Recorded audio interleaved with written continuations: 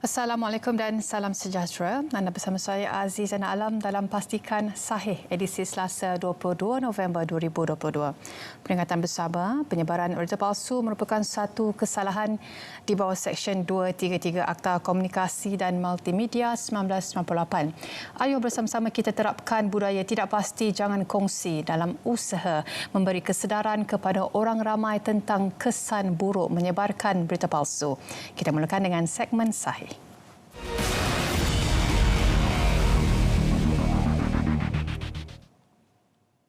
Poster yang kini sedang berlegar-legar dalam media sosial dengan ucapan tahniah atas pelantikan Tan Sri Abdul Hadi Awang sebagai Perdana Menteri ke-10 adalah palsu.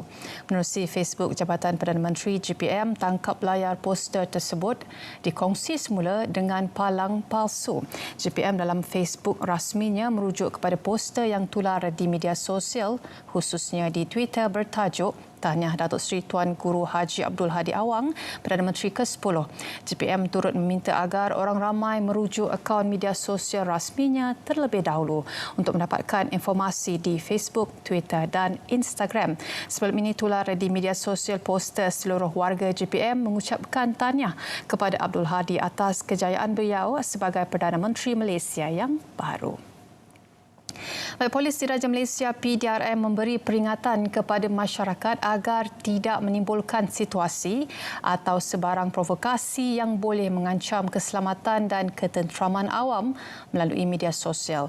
Ketua Polis Negara Tan Sri Akhil Sani Abdullah Sani berkata ini berikutan PDRM mengesan tindakan pengguna media sosial memaknai kandungan yang menyentuh sentimen perkauman atau keagamaan dan menghina institusi diraja susulan keputusan Pilihan Raya Umum ke-15 PRU15 serta pembentukan kerajaan. Tegasnya dalam satu kenyataan, PDRM memberi peringatan dan penegasan kepada pengguna media sosial agar mengekang diri daripada menyalahgunakan platform tersebut untuk menyebar kandungan bersifat provokasi yang boleh mengakibatkan kegusaran awam. Katanya lagi tindakan tegas di bawah Akta Suruhanjaya Komunikasi dan Multimedia 1998, Akta Hasutan serta Kanun Keseksaan akan diambil terhadap mana-mana pihak yang cuba menimbulkan situasi mengancam keselamatan dan ketenteraman awam. Baik, dalam kenyataan media sejurus pengumuman keputusan PRU15, Ketua Setiausaha Negara KSN Tan Sri Muhammad Zuki Ali menzahirkan komitmen anggota perkhidmatan awam akan terus komited mendukung konsep neuraliti dan kerajaan semasa. Hakikatnya penjamat awam membuktikan komitmen apabila sebelum ini menyokong dan berganding bahu bersama 3 Perdana Menteri dan kabinetnya sejak PRU14 dalam memastikan kestabilan pentadbiran kerajaan serta kelangsungan penyampaian perkhidmatan kepada rakyat berjalan lancar, terutama melaksanakan segala dasar dan perancangan yang dibuat. Kali ini pastinya tiada masalah untuk penjawat awam mengekalkan momentum komitmen dan sokongan tidak berbelah bagi membantu kerajaan memulihkan negara pasca COVID-19, terutama dalam aspek ekonomi dan kesejahteraan rakyat. Secara prinsipnya, penjawat awam perlu sentiasa ingat dan menghayati aku janji ditandatangani dan ikrar dilafazkan. Antara aku janji penjawat awam akan sentiasa melaksanakan tugas sebagai pegawai dengan cermat, bersungguh-sungguh, cekap, jujur, amanah dan bertanggungjawab serta tidak akan membelakangkan tugas awam demi kepentingan pribadi. Baik, mungkin ramai yang masih tidak tahu apakah itu aplikasi scam atau fail APK. Untuk makluman anda, fail.apk merupakan aplikasi palsu yang direka untuk mencuri nama pengguna, kata laluan dan SMS TAC anda. Aplikasi itu seterusnya akan meminta kebenaran untuk melihat dan menghantar SMS. Sekiranya anda mengatakan atau memilih ya, skamer yang terlibat boleh mencuri TAC atau OTP anda untuk melakukan transaksi dari akaun bank anda. Jangan sesekali muat turun aplikasi palsu yang boleh mencuri SMS TAC atau OTP anda untuk melakukan transaksi atau klik pada mana-mana pautan atau pasang file.apk. Pastikan anda hanya memuat turun aplikasi dari App Store rasmi sahaja. Baik, pendeposit tabung haji TH dinasihati untuk sentiasa berhati-hati dengan panggilan atau pesanan ringkas daripada nombor tidak dikenali yang meminta maklumat peribadi seperti nombor kad pengenalan dan nombor akaun TH. Tabung haji tidak pernah melantik mana-mana individu atau pihak ketiga untuk menawarkan sebarang bantuan dana bagi permohonan rayuan musim haji 1444 Hijrah ataupun 2023 Masihi melalui panggilan atau pesanan ringkas. Untuk sebarang aduan dan pertanyaan lanjut, sila hubungi Tabung Haji Contact Center THOC di talian 0362071919. Juga Lembaga Tabung Haji TH menasihati orang ramai terutamanya umat Islam di Malaysia untuk lebih berhati-hati dengan tawaran pakej haji bagi tujuan menunaikan ibadat haji untuk tahun 2022. Ini kerana anda mungkin berisiko untuk dipedaya, lebih-lebih lagi apabila tawaran yang dibuat itu adalah dari individu atau agensi pelancongan yang tidak dilesenkan oleh TH. Lembaga Tabung Haji melalui Facebook rasminya menegaskan melalui Seksyen 27 Akta 535 Akta Tabung Haji 1995 yang mengatakan bahawa tiada seorang pun yang boleh menjalankan perniagaan, mengelolakan, mengiklankan atau lain-lain bagi maksud menunaikan haji kecuali diluluskan lesen pengelola jemaah haji oleh TH. Dan untuk makluman anda, pada awal Mac tahun ini, Tabung Haji telah melantik 22 syarikat pelancongan tempatan untuk beroperasi sebagai pengelola jemaah haji PJH bagi musim 2022 sebagai antara langkah awal persediaan haji yang dilakukan lembaga berkenaan saban tahun. Baik, berikut merupakan antara langkah-langkah yang anda boleh lakukan bagi mengelakkan diri dari menjadi mangsa skam. Yang pertama adalah dengan menyemak akaun peniaga dengan memastikan nama akaun yang diberi adalah sama dengan nama syarikat. Sentiasa berhati-hati sekiranya nama yang tertera adalah dari pihak individu dan lakukan semakan di Semak Mule untuk mengesan sama ada akaun tersebut milik keldai akaun skamer. Langkah kedua adalah melakukan semakan ke atas pautan akaun bank yang disyaki palsu. Lihat dengan teliti pautan bank yang diberi atau dilayari dan sentiasa berwaspada dengan taktik pautan palsu oleh skamer bagi tujuan phishing. Langkah terakhir adalah memastikan anda sentiasa mengosongkan cache web perbankan kerana melalui cara ini keselamatan perbankan dapat dipertingkatkan dan juga mengurangkan risiko maklumat perbankan anda dicerobohi. Baik, pastikan sahih berehat seketika. Kita kembali lagi selepas ini dengan segmen semasa.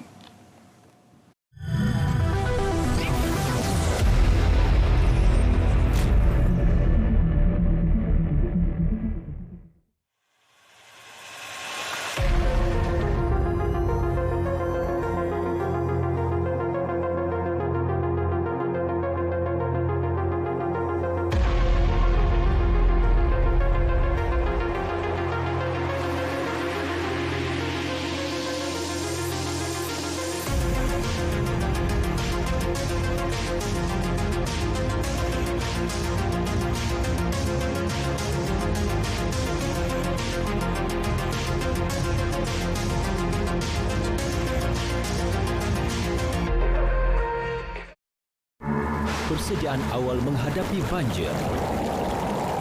Dapatkan maklumat tentang banjir di tempat anda melalui hebahan radio, televisyen, media sosial, agensi kerajaan yang berkenaan serta bilik gerakan banjir negeri atau daerah yang berhampiran.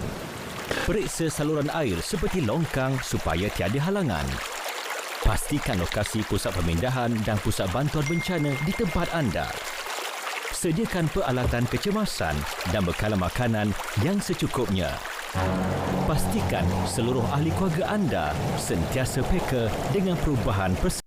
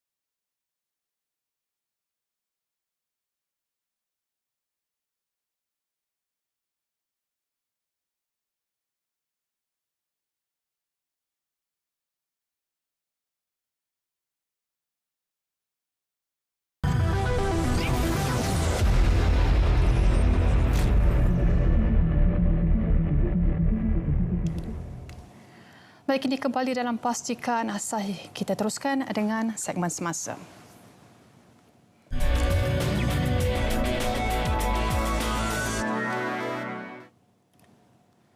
Yang di-Pertuan Agong Sultan Abdullah Riayatuddin Al-Mustafa Billah Shah meminta rakyat Malaysia agar bertenang dan bersabar sementara menunggu pembentukan kerajaan baru pasca pilihan raya umum ke-15.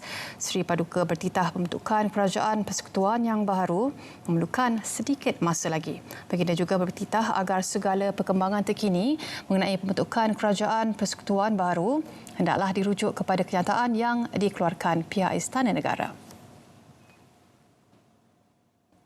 Al-Sultan Abdullah turut mengingatkan bahawa pentadbiran negara masih berjalan seperti biasa di bawah pengurusan Perdana Menteri sementara.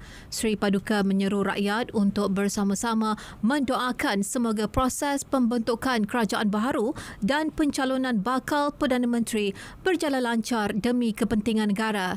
Titah Al-Sultan Abdullah segala perkembangan terkini mengenai pembentukan kerajaan persekutuan baharu hendaklah dirujuk kepada kenyataan yang dikeluarkan Istana Negara.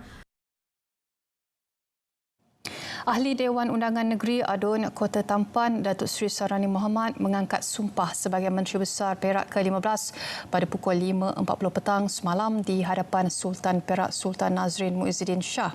Istiadat berlangsung di Balai Istiadat Kecil Istana Iskandariah, Kuala Kangsar. Beliau menerima watikah daripada Sultan Perak dan kemudian menandatangani surat pelantikan itu disaksikan Hakim Utama Mahkamah Tinggi Ipoh, Datuk Abdul Wahab Mohamad. Datuk Seri Saarani menerima watikah daripada Sultan Perak dan kemudian menandatangani surat pelantikan dengan disaksikan Hakim Utama Mahkamah Tinggi Ipoh, Datuk Abdul Wahab Mohamad. Sultan Nazrin berkenan melantik Saarani sebagai Menteri Besar selepas Pakatan Harapan dan Barisan Nasional setuju untuk membentuk kerajaan negeri yang baharu. Kerjasama dua gabungan itu memperoleh sokongan 33 adun sekaligus melepasi majoriti mudah untuk membentuk kerajaan negeri. Pada istiadat ini turut kelihatan Speaker Dewan Negeri Datuk Muhammad Zahir Abdul Khalid, Pengerusi DAP Negeri Nga Koming dan Naib Presiden Amanah Datuk Seri Mujahid Yusof Rawah. Sebanyak 13 pusat pemindahan sementara PPS dibuka di Selangor. Menurut info bencana banjir, 493 penduduk daripada 141 keluarga terjejas banjir dicatat setakat pukul 3.24 petang semalam. Daerah terlibat ialah Kuala Selangor, Sepang dan Kuala Langat. PPS terlibat di Kuala Selangor membabitkan Sekolah Menengah Kebangsaan Jeram dengan menempatkan 53 penduduk terjejas. Sekolah Kebangsaan Bandar Baru 89 penduduk, Balai Raya Blok AGH Sawah sempadan 8 penduduk dan Dewan MDKS Bandar Baru Kuala Selangor 10 penduduk terjejas. Sementara di Sepang melibatkan Dewan Orang Ramai Taman Gemilang 35 penduduk terjejas, Dewan Orang Ramai Dengkil 35 penduduk, SMK Dengkil 39 penduduk dan Dewan MPKK Kampung Labu Lanjut. Manakala di Kuala Langat membabitkan Dewan Orang Ramai Kampung Bukit Cangang 80 penduduk terjejas, Sekolah Rendah Agama Bukit Cangang sebanyak 37 penduduk, Balai Raya Kuala Bukit Serdang 26, Balai Raya Kuala Bukit Tadum 12 dan Balai Raya MPKK Seri Ceding 4 penduduk terjejas. Baik, Rapid Rail Sendirian Berhad, Rapid Rail Mass Rapid Transit Corporation Sendirian Berhad, MRT Corp dan pihak kontraktor akan melaksanakan ujian percubaan akhir operasi transit aliran massa MRT Laluan Putrajaya Fasa 2. Sesi ujian itu akan bermula hari ini sehingga 18 Disember depan, merupakan prasyarat yang ditetapkan bagi mengukur dan menguji keberkesanan sistem sebelum Agensi Pengangkutan Awam Darat APAD memberi kelulusan pengoperasian penuh laluan itu. Rapid Rail dalam kenyataan memaklumkan sesi tersebut melibatkan operasi tren ujian dari stesen Putrajaya Central hingga stesen Kuasa Damansara. Rapid Rail dalam kenyataan memaklumkan sesi tersebut melibatkan operasi tren ujian dari stesen Putrajaya Central hingga stesen Kuasa Damansara. Tren-tren ujian akan berhenti di semua stesen MRT laluan Putrajaya Fasa 1 dan tidak akan mengambil penumpang. Kekerapan operasi tren juga akan berubah kepada 8 minit di waktu puncak pagi serta petang dan 12 minit di luar waktu puncak sepanjang tempoh ujian. Untuk maklumat lanjut, orang ramai boleh menghubungi talian tertera. Pengangguran dalam kalangan graduan perlu menjadi fokus utama bagi kerajaan baru kelak dalam usaha menyediakan pelbagai platform pekerjaan pada masa akan datang. Strategi itu perlu bagi menjamin kestabilan dan kelangsungan ekonomi negara berikutan jangkaan berlakunya kemelesetan ekonomi global tahun hadapan. Pensyarah kanan Pusat Latihan Intern dan Pengayaan Akademik Citra, Dr. Muhammad Syamsino Abdul Aziz berkata, kerajaan yang baru perlu menumpukan kepada peluang pekerjaan yang lebih banyak. Ujarnya, peluang pekerjaan yang lebih banyak ini pula memerlukan antaranya pelaburan langsung asing FDI di mana terdapat keperluan dalam menambahkan rakan-rakan dagang di seluruh dunia. Tambah beliau lagi, isu utama ketika ini adalah pengangguran dalam kalangan graduan dan amatlah penting sekiranya negara berupaya membuka lebih banyak peluang pekerjaan yang baik yang menjurus kepada perkembangan sektor ekonomi. Dan selain itu, wujud keperluan untuk memantapkan lagi sektor industri kecil dan sederhana IKS bagi memastikan kestabilan bekalan makanan sekaligus menyumbang perkembangan ekonomi negara yang lebih mampan. Jabatan Meteorologi Met Malaysia semalam mengeluarkan amaran hujan berterusan di 3 negeri di utara bermula hari ini hingga Rabu. Menurut kenyataan Met Malaysia, hujan berterusan tahap waspada dijangka berlaku di Perlis, Kedah dan Pulau Pinang. Amaran hujan berterusan dikeluarkan apabila terdapat tanda-tanda yang menunjukkan hujan dan ribut petir sedang atau dijangka berlaku melebihi 6 jam dalam tempoh berkenaan di sesuatu kawasan. Menurut kenyataan Met Malaysia, hujan berterusan tahap waspada dijangka berlaku di Perlis, Kedah dan Pulau Pinang. Amaran hujan berterusan waspada dikeluarkan apabila terdapat tanda-tanda yang menunjukkan hujan dan ribut petir sedang atau dijangka berlaku melebihi 6 jam dalam tempoh berkenaan di sesuatu kawasan. Jumlah mangsa banjir di Johor dan Melaka pagi ini kekal seperti malam tadi, manakala Selangor merekodkan penurunan, namun jumlah mangsa di Perak menunjukkan peningkatan. Di Johor, Jawatan Kuasa Pengurusan Bencana Daerah JPBD memaklumkan jumlah mangsa banjir kekal 62 orang daripada 18 keluarga yang ditempatkan di 3 pusat pembinaan sementara PPS di 2 daerah iaitu Tangkak dan Segamat. Manakala di Melaka pula, menurut Sekretariat Jawatan Kuasa Pengurusan Bencana Negeri Melaka, jumlah mangsa di daerah Alur Gajah kekal dengan 11 orang daripada 4 keluarga dari Kampung Pulau dan Kampung Belimbing yang masih berada di PPS Dewan Pejabat Jawatan Kuasa Pembangunan dan Penyelarasan Dewan Undangan Negeri Durian Tunggal. Seterusnya di Selangor, Sekretariat Jawatan Kuasa Pengurusan Bencana Negeri melaporkan jumlah mangsa banjir berkurang kepada 391 orang berbanding 400 orang malam tadi dan kesemua mereka ditempatkan di 9 PPS iaitu 4 di Kuala Selangor dan 5 di Kuala Langat.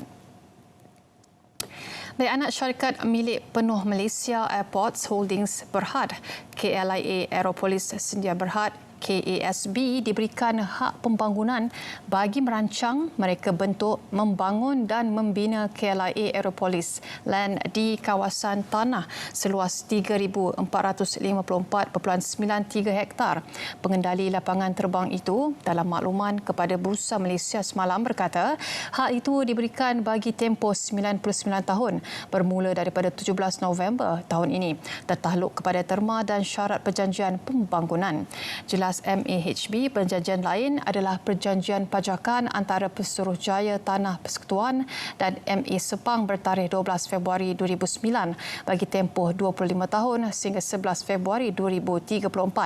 MAHB berkata keputusan itu adalah sejajar dengan objektif nasional untuk memangkinkan pembangunan ekonomi menerusi KLIA selari dengan lapangan terbang lain di negara-negara maju.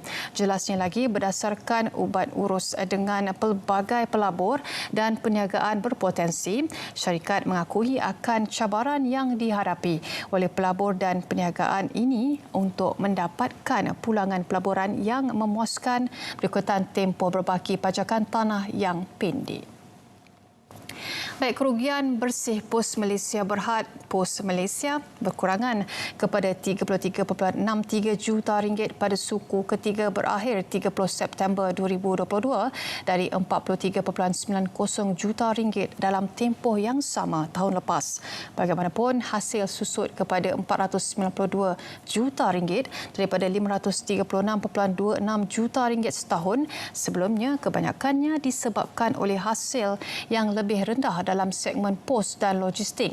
Pos Malaysia berkata bagi tempoh kewangan 9 bulan, kerugian bersihnya menyusut 67.4% tahun ke tahun kepada RM69.25 juta walaupun hasil 10.3% lebih rendah kepada RM1.49 bilion.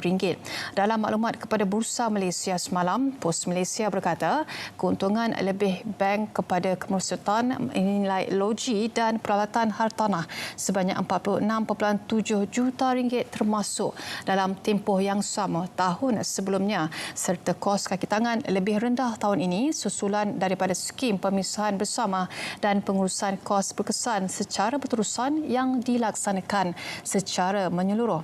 Pos Malaysia menjelaskan penurunan 18% dalam hasil segmen pos kepada RM96.35 juta dalam tempoh ini kebanyakannya disumbangkan oleh kemerosotan dalam perniagaan kurier berikutan penurunan dalam jumlah keseluruhan bungkusan terutamanya daripada pelanggan kontrak. Baik, pastikan sahih berehat lagi. Kita kembali lagi selepas ini.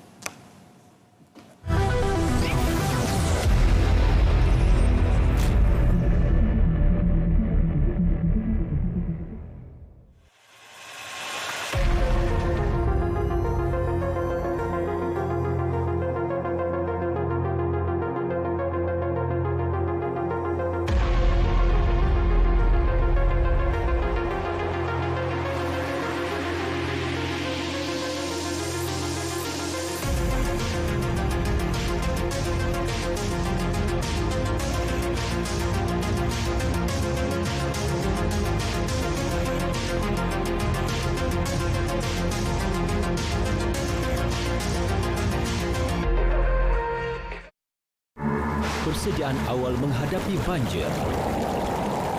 Dapatkan maklumat tentang banjir di tempat anda melalui Hebahan Radio, televisyen, media sosial, agensi kerajaan yang berkenaan serta bilik gerakan banjir negeri atau daerah yang berhampiran.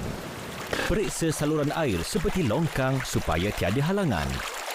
Pastikan lokasi pusat pemindahan dan pusat bantuan bencana di tempat anda. Sediakan peralatan kecemasan dan bekalan makanan yang secukupnya. Pastikan seluruh ahli keluarga anda sentiasa peka dengan perubahan persekitaran.